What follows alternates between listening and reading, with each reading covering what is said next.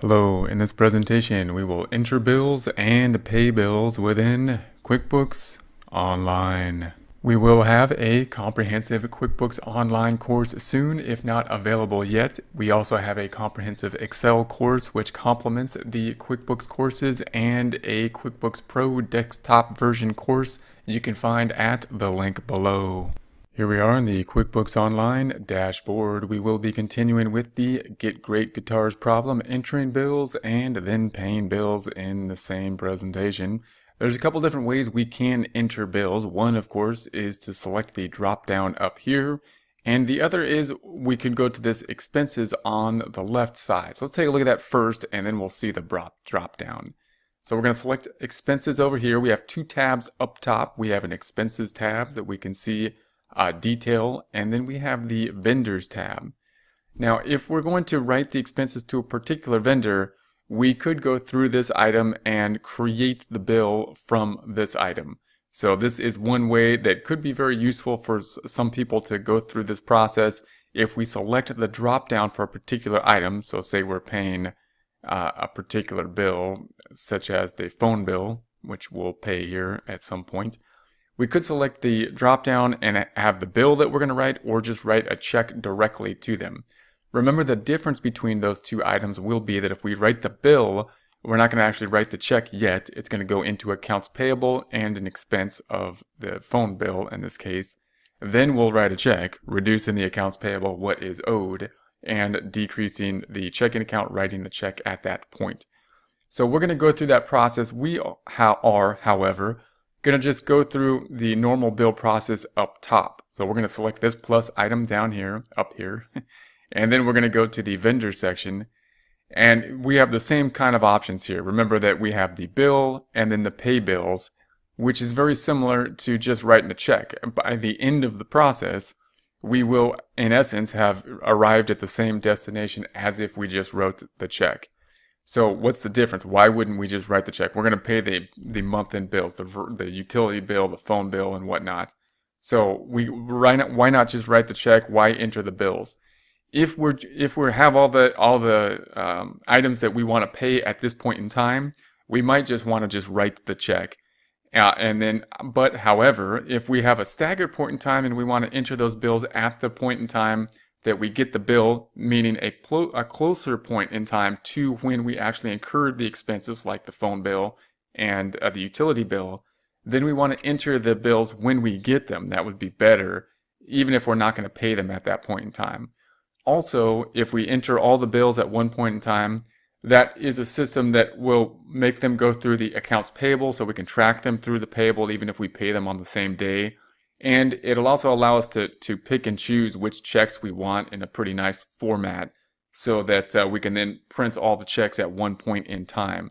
So those are kind of the reasons why we would not just write the check, but enter the bill and then pay the bill. So the difference, of course, is that writing a check decreases the checking account and it records the other side, the expenses, whereas entering the bill first puts it into accounts payable and the related expense, for like example, the phone expense, and the accounts payable, the liability going up.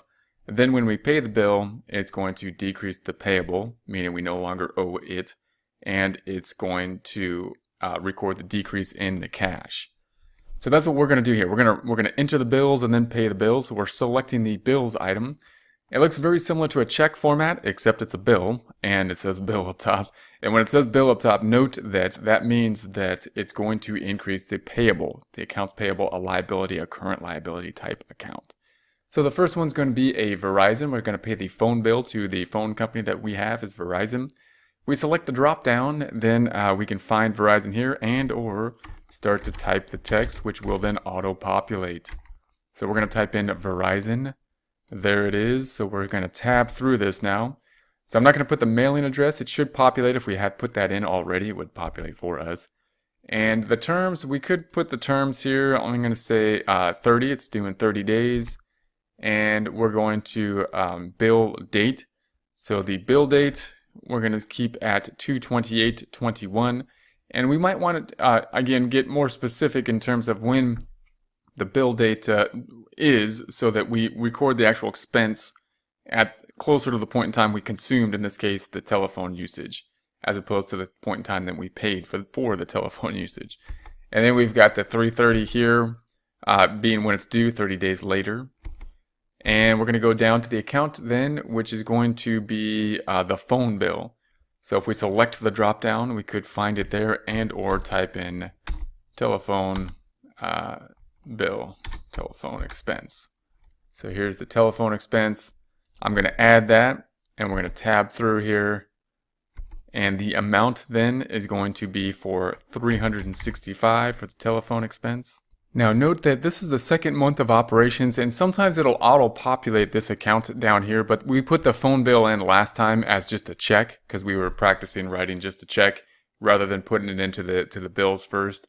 But as we do this a couple times, as we enter these bills, it's going to be nice that we can look at the last month of operations. We can say, hey, where did we put this? Did we put it into just utilities bill? Or did we break it out into a phone bill? Did we break out a separate phone bill by location possibly? We want to be consistent on that, and if we do this a couple times, it'll start to auto-populate for us, so it'll have that information. And then we're going to say the $365 is the amount, and that will be the amount of the phone bill. And of course, what will happen here, once we record this, it's going to record the expense, increasing the expense, reducing net income by the $365. And the other side, because it's a bill, not going to be decreasing the checking account, but increasing the liability, the payable account. So we're going to say save and new. The next one's going to be for the internet expense, and that's going to be to Spectrum. So I'm going to select the drop down, and we could find it and or type in the person or the company, Spectrum, which I believe is a new vendor for us. So I'm going to type in Spectrum as the vendor. And then we're going to say tab, and it's going to say, do you want to add that? We could add the details of the dates and whatnot, but we're not going to right here because we just want to write the check. Or we're going to enter the bill, I should say. So we're going to save that. Scroll through. We don't have a mailing address. Terms, I'm going to say net 30 once again. We're going to put the standard terms here. Date is going to be as of the end of the month, February 28th, 2021. Due date 30 days later.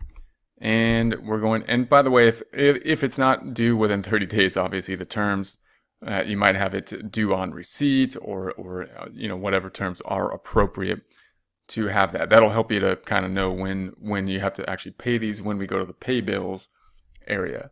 So then we're going to have the accounts down here, and it's going to be for the internet expense. Let's see if we have that. So we can select the drop down or drop up in this case, and we're going to type in the internet. I think it's a new one, internet expense.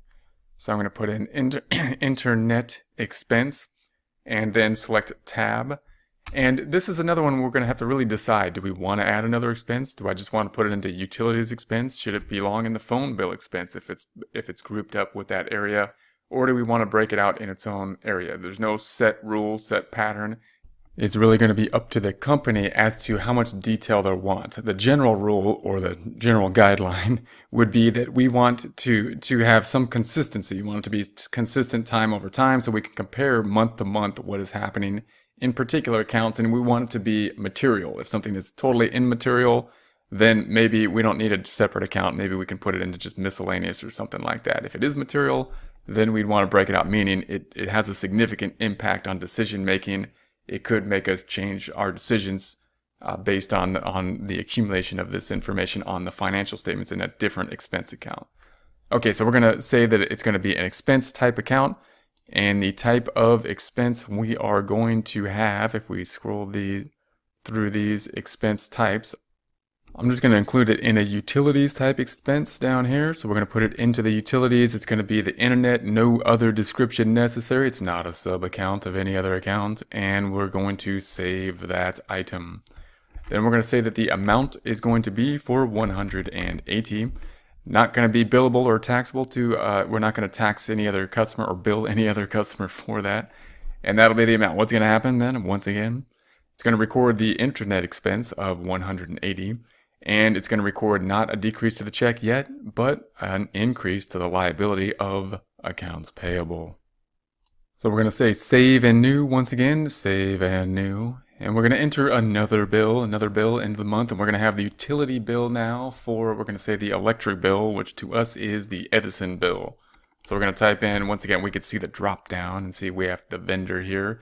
There it is, but I like to auto-populate it by typing in Edison, and then it auto-populates. So we're going to tab through this. Terms, we're going to say, once again, is net 30. Date, 2/28/21. The due date then, 30 days later, 3/30/21. Bill number, permit number, and then the account. And once again, we could put this into, the electric bill, the electric expense versus some other type of expense versus the gas possibly. Or we can group them all together into utilities, which is what we will do here. We're going to put this into utilities, selecting the drop down. We could find it there, or we can start to auto-populate as I will do here. So we're going to say utilities expense. There it is. Now note that I'm not putting expense in the description.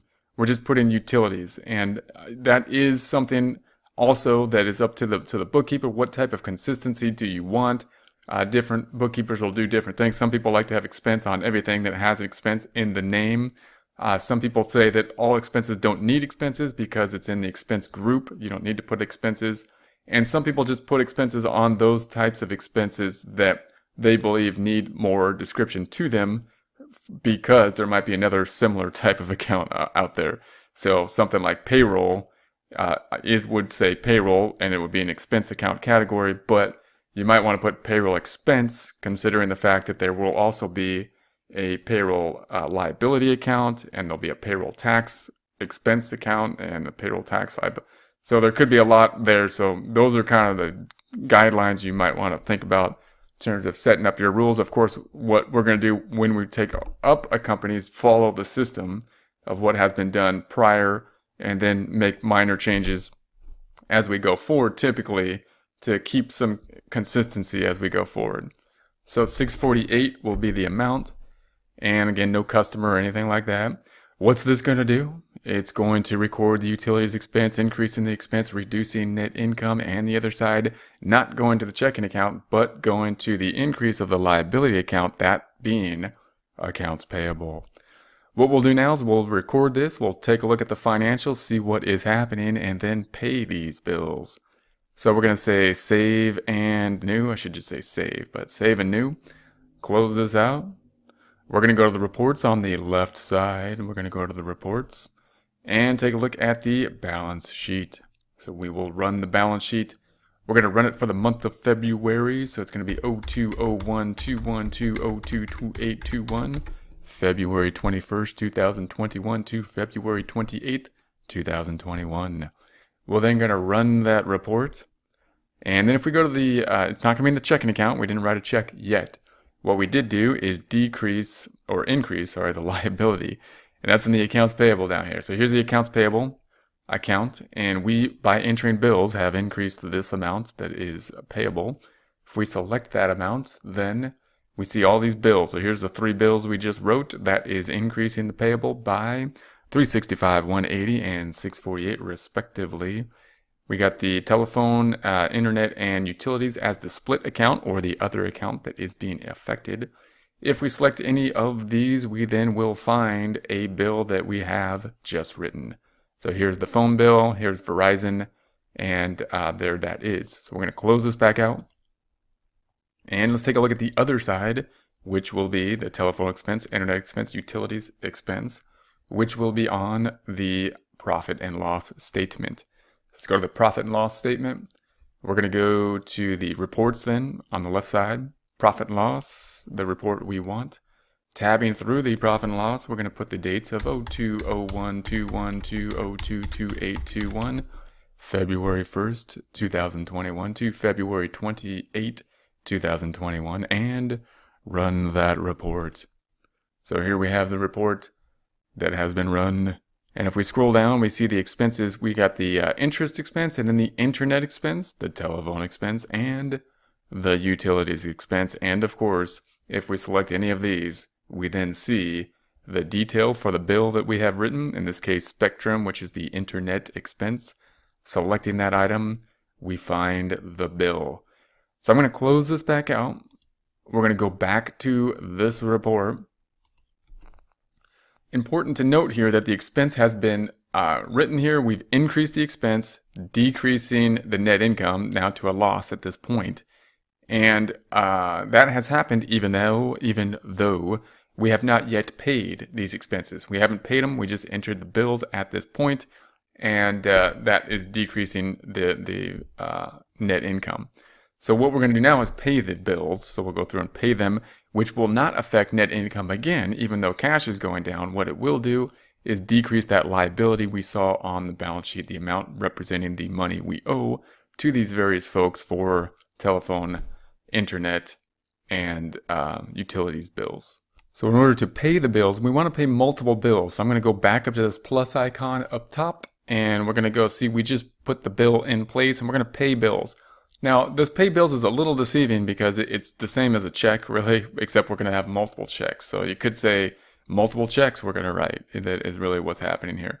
So we're going to pay the bills, and then it gives us these items that we have in place that are in bills, meaning these are what the vendors that we owe, which we have set bills out for. This amount here is what is populating, or what makes up the accounts payable account. So every time we put something in accounts payable, we must assign a vendor that we owe, like Verizon, Epiphone, Edison, Spectrum, and so that we can track who we owe and have a separate subsidiary ledger, as well as be able to generate a process for payment such as this. So it's going to come out of our checking account. We're going to say the date, payment date is going to be 02/28/21. We're going to say the starting check is 10/20. Hopefully that's correct because the computer is generating that. And that means that we're just going to pick whatever they pick on the first item. We're going to assign that to the check number and go straight forward. Now, if we were to print the checks, then we would have the first check, which would have a check number on it already of 10/20. And then when we print the checks, it will then print in that order as well. If we're not printing the checks and we're writing them by hand and we're just entering this data into the system to track it, then we want to make sure that we assign the right check number to the 3 checks, and that'll just make it easier for us to do the bank reconciliation at the end of the month and track if there's any problems with the checks. So we're going to check off the 3 items here. It's going to be Verizon, Edison, and Spectrum. I'm not going to pay the Epiphone. They're going to have to wait for their $1,200. Hope they don't get mad. They're our major vendor. We don't want to get them mad here, but we're just going to pay these amounts. We're a little light on the cash, possibly. I don't know. We're just going to pay these 3. So once we do that, it's going to write 3 checks. What's going to happen here? Obviously, the checking account's going to go down by the 365, the 648, and the 180 in 3 different checks that will be generated to do that. And then the other side is going to go down. The accounts payable side, reducing, will go down by these 3 amounts, as well as the subsidiary accounts representing the fact that we no longer owe Verizon, Edison, and Spectrum the 365, 648, and 180 respectively. So this will be the items here, and we're going to go ahead and save and print this. Before we do that, I just want to point out that there's a lot of different kind of filtering options that can be used if we're with a company that has a lot of outstanding items that will be paid, and this could be the case that many people work in just the accounts payable area, just managing the cash flow and who they're going to end up, who they can pay and when they're going to pay them. You can have a lot of filtering options in terms of which amounts are going to be past due. Do you want to see all the amounts? You just want to see the amounts that are overdue right now, the ones that really need to be paid. So you can use some filtering screens if there were a lot of items here to filter what needs to be paid using that screen. And here, of course, we only have 4, so it's pretty easy to see. So we're going to say save and print these items. Save and print. And we're not actually going to print them here, so I'm going to close this out. And then we're going to go and see what happens. So let's go to the balance sheet first. So we'll go to the reports, left side. We'll go to the balance sheet. We'll change the dates of the month of February, 02/01/212, 02/28/21, and that's February 1st, 2021 to February 28th, 2021, and run that report. Here is the report. Here's the checking account. If we select that checking account to see what's in it, we scroll down and we see our 3 checks the bill check here to Spectrum. And then here's Verizon and Edison. Now I'm going to go through each of these. I'm going to choose the Edison here. So if we select the Edison, we see the Edison bill. Now note, if you hadn't had a check number here, then we could add the check. If it says print later, then you want to add the check number. We can uncheck that and it should auto-populate the check number. So then if we close that back out, we can do the same for the others. If we go to Verizon, here's Verizon, and it has the same check number. It should be different. I'm going to check on that, and I'm going to say, if this wasn't checked, I'm going to uncheck it. I'm going to change this number to 21 so that it has a different number. And this is kind of part of the problem. Obviously, if we wrote the checks, it would populate the check numbers in order as we write the checks.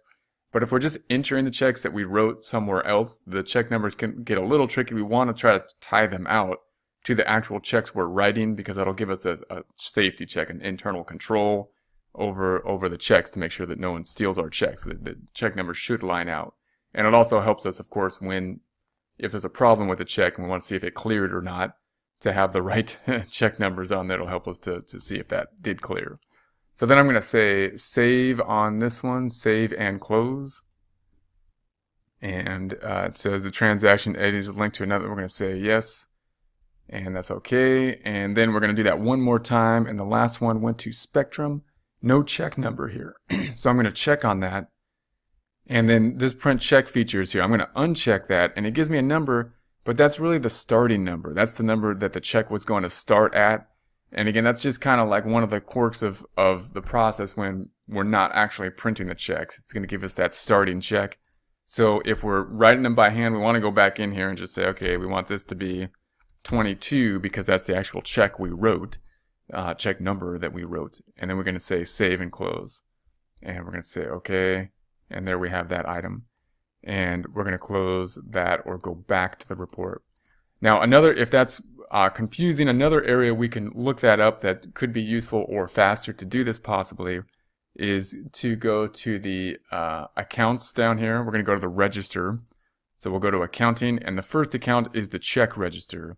So if we go and view the register, oftentimes that's a way that people like to see this. We're going to view the register, and then here's their checks. Now, if we hadn't had a check here, it would say to be printed there.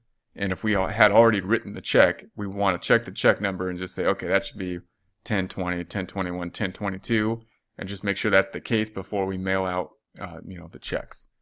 So then we're going to go back to the reports one more time. I'll go back to the reports, check the other side. We're going to go back to the balance sheet. Change the dates to 02/01/21 to 02/28/21. That's February 1st, 2021 to February 28th, 2021, and run that report. Then if we scroll down to the liabilities section, we see the accounts payable here. That's what we are paying off. If we select that, then we can scroll down. We see our checks, and we see the Spectrum. These are the payments here, so they're a little bit out of order. Here's the bill, here's the payment. So we're looking for not the bill that will increase the amount. We're looking for the check payment. So here's check 1022, 1021, and 1020. If we select any of those, then it'll show us the check here. So if we scroll down, there is our items. So I'm going to close this back out. There's the Edison check. Now, part of the reason it's going to be a bit out of order is because it's in order by date. And so, and of course, we wrote both the bill and the check on the same date. So if they were different in date, then you would typically see the bill happening and then the check happening. What that means in terms of the liability account is, of course, that the bill is increasing the liability. So this is what we owed before this bill, and then it went up to here. And then this check, any check payment, and this of course is a bill payment check. It's a check with a check number that was paying off a bill. And then it's going to have that decreasing the liability to here. So here's what it was before we wrote that check, and now we owe less money. If we looked at the report of the vendor detail, meaning who we owe by vendor detail, then it'll show that we don't owe these people anymore, either Verizon or Spectrum. So we could take a look at that. We can go to reports, left side, And what we want to see is the vendor balance detail. So here's the vendor balance detail report. Let's select that item. And if we scroll down, we'll see that we don't have, in this case, anything for Verizon or Edison or Spectrum because it's paid off. All that we owe at this point in time is the Epiphone, the amount that is still outstanding.